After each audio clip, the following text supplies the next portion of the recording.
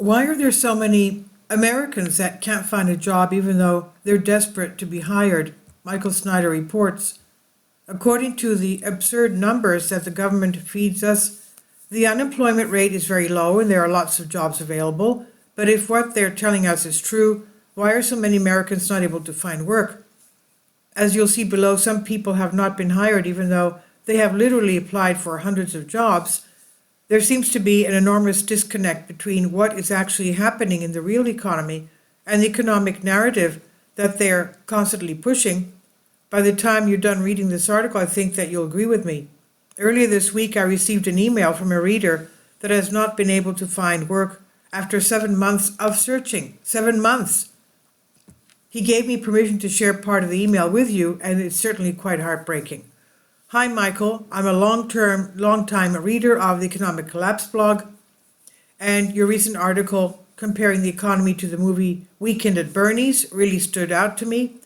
I'm really trying to figure out why it's so hard to find a job.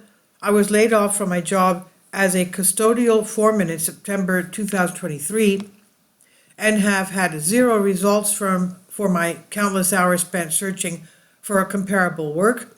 I don't know if you want to use any of this for an article or not, but if you do, please just keep doing what you normally do, praising Jesus Christ. Without my faith in him, I don't know what I do. When I wake up, I make coffee, turn on the computer and go through the state's unemployment job search sites that provided me with when I was laid off. I've been looking and also applying for the jobs daily since September 2023. And these are not rocket science positions. I'm simply looking for maintenance and custodial or groundskeeper type jobs, normal working class type jobs. But after 300 applications, and these are all just the jobs that I not only have experience for, but also would actually want to do, I have had one interview in 7 months of applying and sending tailored covered letters with daily. If the economy is doing so great, why can't he find employment? Some of you may be tempted to think that he's just an isolated case.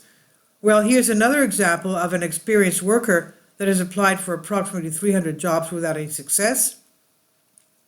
Royale Siu, who lives in Seattle and is training as a pharmacist, likes to make his friends guess how many jobs he's applied to. They'll often toss out some number around 40, he told Bai. But he'll tell them to keep going. Most give up by the time they reach 100, and that's when CU drops that he's applied for about 300 jobs. It's actually a shock factor to them, he said. CU, who's trying to use his pharmacy degree to work in other parts of healthcare, is finding it harder to land interviews than in a prior job search. The 28-year-old was getting more phone screenings and first and second interviews in the past.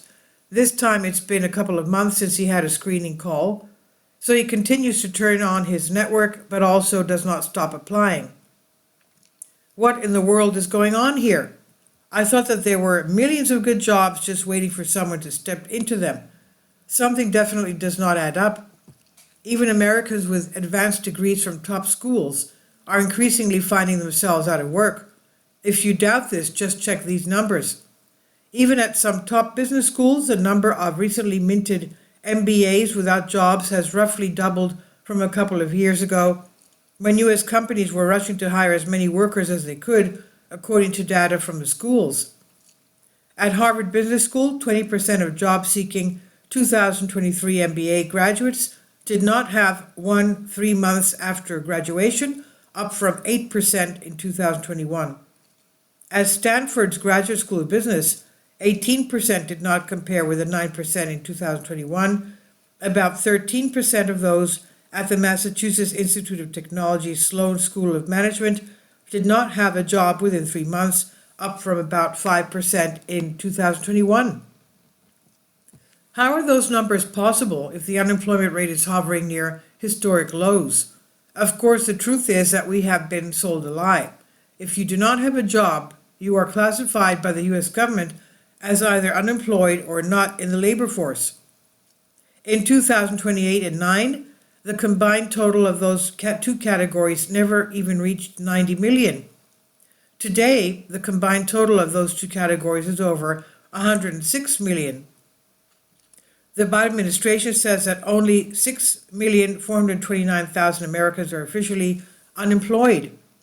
The other 99,989,000 Americans without jobs are considered to be not in the labor force. Yes, that's almost 100 million. And more will be lumped into those two categories soon because large employers all over the nation continue to conduct mass layoffs.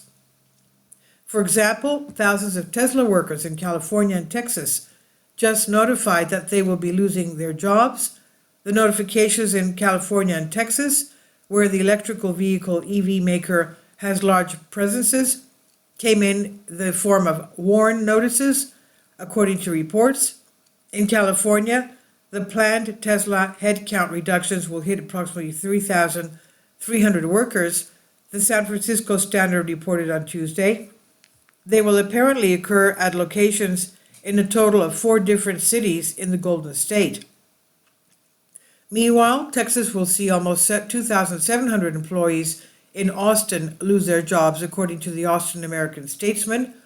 Sadly, the pace of layoffs is likely to increase during the months ahead because business activity in the U.S. is declining.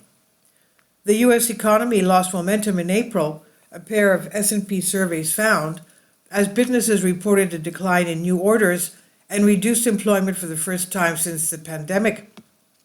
The flash U.S. Manufacturing Purchasing Managers Index slipped to a 4-month low of 49.9 in April from 51.9 in March. The S&P Flash U.S. Serves PMI fell to a 5-month low of 50.9 this month from 51.7 in March. The surveys are the first indicators of each month to give a sense of how the U.S. economy is performing.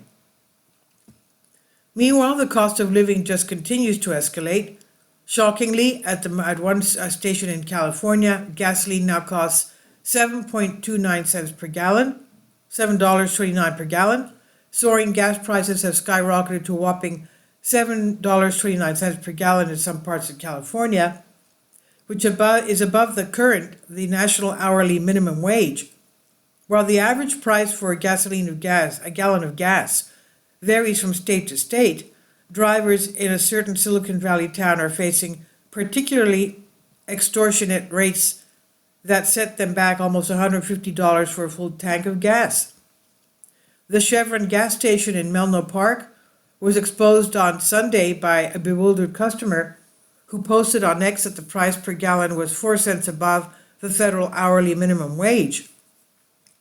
If you think that is bad, just wait until the war in the Middle East transforms into an apocalyptic conflict that I believe it will become. I'm entirely convinced that inflation will continue to be a major problem, even as economic activity in the U.S. slows down even more. We're already experiencing stagflation. What is eventually coming will be so much worse than that. And of course, the economic pain that we're going through is just one of the factors that's systematically destroying our nation. And just about all of our major institutions are crumbling. Just about every sector of our society is in the process of melting down, and conditions are rapidly getting worse all around us. And we know now that we're heading into the most chaotic election season in the entire history of our country. This is a recipe for disaster, but there is no turning back now.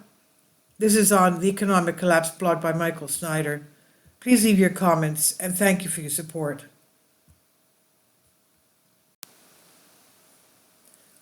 Michael's new book entitled Chaos, available in paperback and for Kindle on Amazon, and you can check out his new Substack newsletter right here. About the author, Michael Snyder, extremely controversial new book, Chaos, available in paperback and Kindle on Amazon.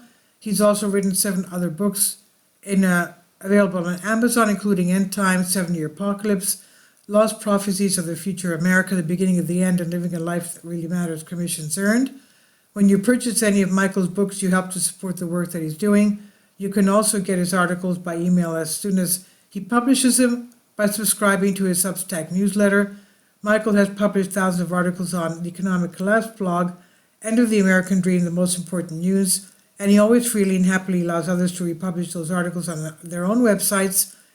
You can connect with Michael on YouTube, Facebook, and Twitter, and share his articles on your own social media accounts. It's definitely a great help. These are such troubled times and people need hope. John 3:16 tells us about the hope that God has given us through Jesus Christ. For God so loved the world that he gave his only begotten Son, that whosoever believeth in him should not perish but have everlasting life. If you have not already done so, we strongly urge you to invite Jesus Christ to be your Lord and Savior today. Kindly support my Patreon account. The daily posts are 5 videos daily, and they are totally different from what I have on my YouTube channel. Thank you so much for your support and that you find all my content so interesting. You'll find the Patreon account details in the description box below.